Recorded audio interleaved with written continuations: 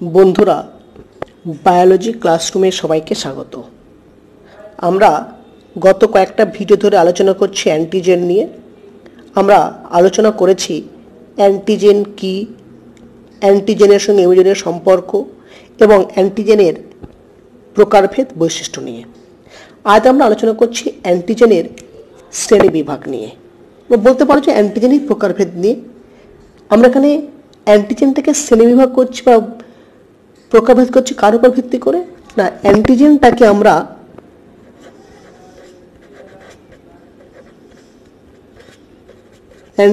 আমরা তার কার্যপদ্ধতির উপর ভিত্তি করে দুটো ভাগে ভাগ করছি। একটাকে বলা হচ্ছে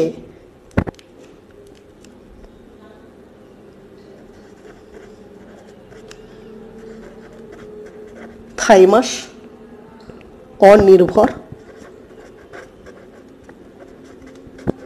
অ্যান্টিজেন বা থাইমাস ইন্ডিপেন্ডেন্ট অ্যান্টিজেন, আর একটিকে বলা হচ্ছে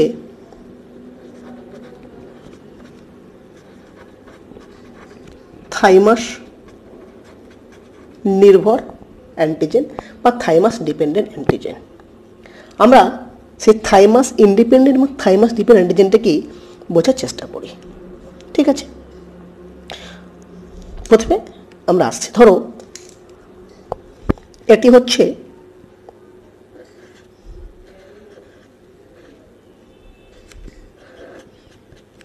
বি কোষ। ঠিক আছে, বি কোষের বাইরে এরকম বি সেল রিসেপ্টর রয়েছে, বি কোষ রিসেপ্টর, বি সেল রিসেপ্টর রয়েছে।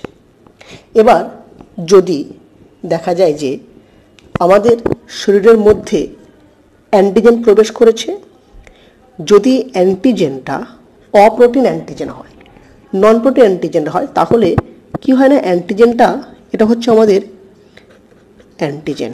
আমি কালো একটা অ্যান্টিজেন এঁকেছি। এই অ্যান্টিজেনটা হচ্ছে নন প্রোটিন অ্যান্টিজেন। যখন নন প্রোটিন অ্যান্টিজেনটা আমাদের শরীরের মধ্যে প্রবেশ করে, ও কি হয় না, আমাদের চলে আসে রক্তরসে। ঠিক আছে, রক্তরসে আসার পর কি হবে না, রক্ত যখন চলে আসবে, এই যে বি কোষ, তার বাইরে যে বি কোষ রিসেপ্টর আছে, তার দ্বারা ও অ্যান্টিজেনের সঙ্গে যুক্ত হবে।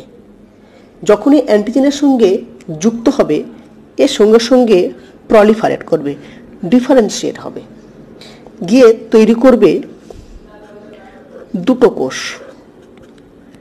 কি কোষ না, একটাকে আমরা বলছি যে একটা হচ্ছে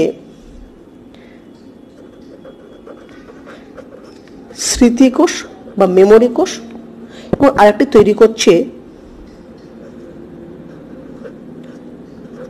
প্লাজমা কোষ। এটা হচ্ছে প্লাজমা কোষ।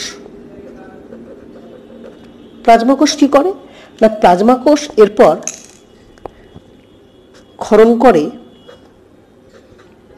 অ্যান্টিবডি। এটা হচ্ছে হলুদ রংটা হচ্ছে অ্যান্টিবডি। এই অ্যান্টিবডি এরপর এই অ্যান্টিজেনকে নষ্ট করে। ঠিক আছে, দেখো এখানে অ্যান্টিবডি উৎপন্ন হওয়ার জন্য, অ্যান্টিবডি সংশ্লেষের জন্য অ্যান্টিজেন কি টি কোষের উপর নির্ভর করেছে? না, নির্ভর করেনি। এই যে যখন বি কোষ দ্বারা অ্যান্টিবডি সংশ্লেষ অ্যান্টিজেন দ্বারা টি কোষের উপর নির্ভর করবে না, তখন এই অ্যান্টিজেনটাকে বলা হচ্ছে থাইমাস অনির্ভর অ্যান্টিজেন। ঠিক আছে, এবার চলে আসছে থাইমাস নির্ভর অ্যান্টিজেন কোনগুলো। না, যখন আমাদের শরীরের মধ্যে কি হয় না, আমাদের শরীরের মধ্যে যখন কোনো প্রোটিন অ্যান্টিজেন প্রবেশ করে, ঠিক আছে, ধরে আমি ধরে নিচ্ছি এটা হচ্ছে অ্যান্টিজেন, আমি লিখছি এজি সংক্ষেপে, এটা প্রোটিন দ্বারা তৈরি। যখন প্রবেশ করবে তখন কি হয় না, আমাদের শরীরের মধ্যে এক রকমের কোষ রয়েছে যাদেরকে বলা হয় অ্যান্টিজেন প্রেজেন্টিং কোষ। অ্যান্টিজেন উপস্থাপনকারী কোষ। সেই অ্যান্টিজেন উপস্থাপনকারী কোষ কি করে না, এই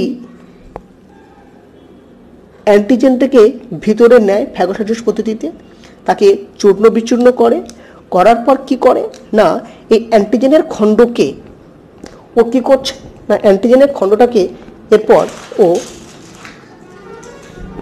এর বাইরে যে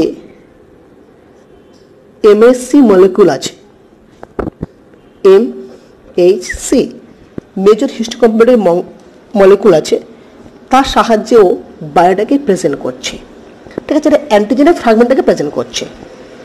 ঠিক আছে, এবার কি হলো না আর একটা কোষ, তার নাম হচ্ছে টি কোষ। এটা ধরো টি কোষ কি করলো না টি কোষ তার বাইরে থাকা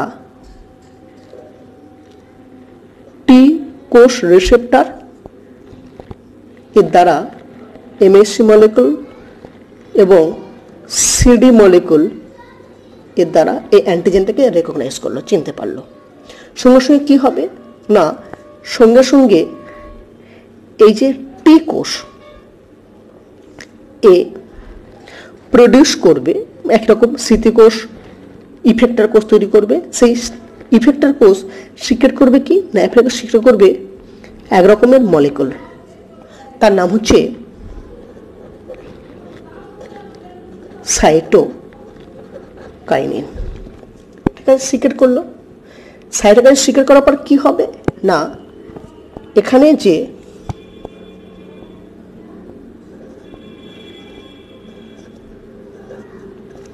বি কোষ রয়েছে, এটা হচ্ছে বি কোষ।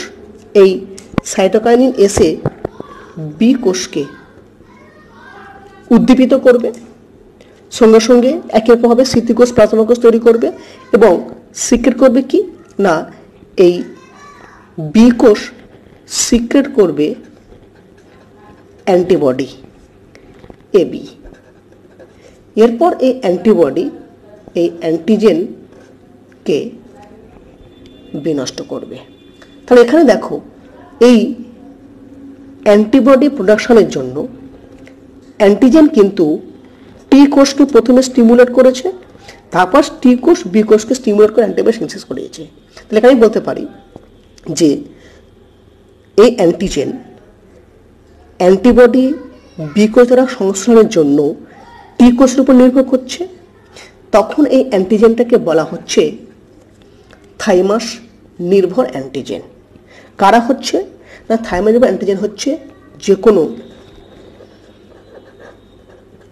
প্রোটিন জাতীয় অ্যান্টিজেন হচ্ছে থাইমাস নির্ভর অ্যান্টিজেন। তাহলে এই অ্যান্টিজেনের যে শ্রেণী বিভাগ থাইমাস নির্ভর এবং থাইমাস অনির্ভর নিশ্চয়ই বোঝা গেছে। যারা এখনো পর্যন্ত আমার চ্যানেলটি সাবস্ক্রাইব করোনি অবশ্যই করে সাবস্ক্রাইব করো। আমরা এরকম অনাক্রম্য তন্ত্রের বিভিন্ন বিষয় নিয়ে পরপর আলোচনাতে আসবো।